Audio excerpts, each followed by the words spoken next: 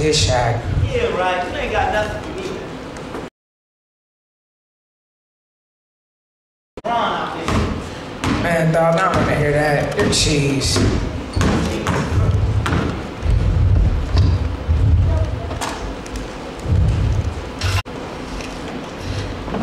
How'd your interview go? I don't know. I'm afraid to say. I might jinx myself. I've been on so many job interviews since the bank consolidated and I lost my job.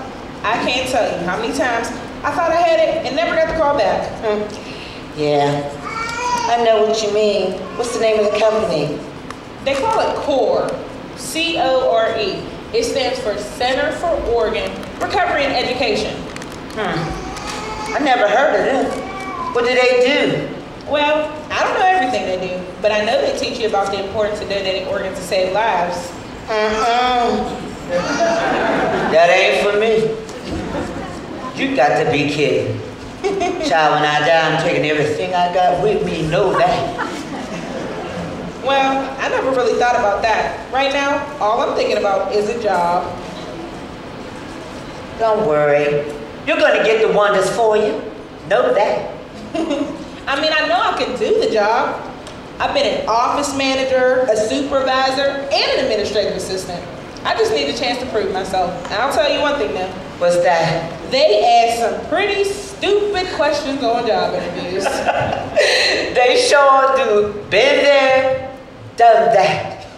That's what I hate about them. Just when you think you got the job, here they come asking you a question from out of nowhere.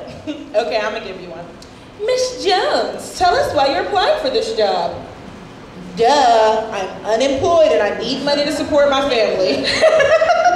Oh yeah, I got one. Why did you leave your last employer?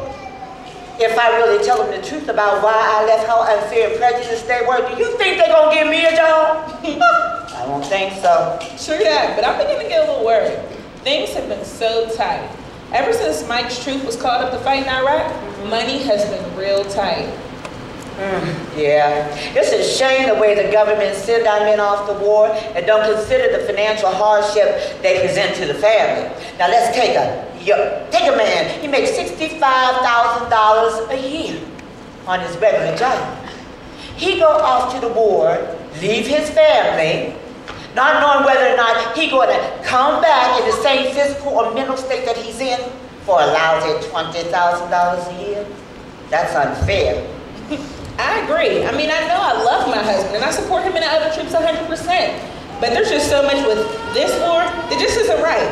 I mean, I can't believe that a country, one as rich as ours, one that prides itself on being the best, the smartest, still can't find Osama bin Laden.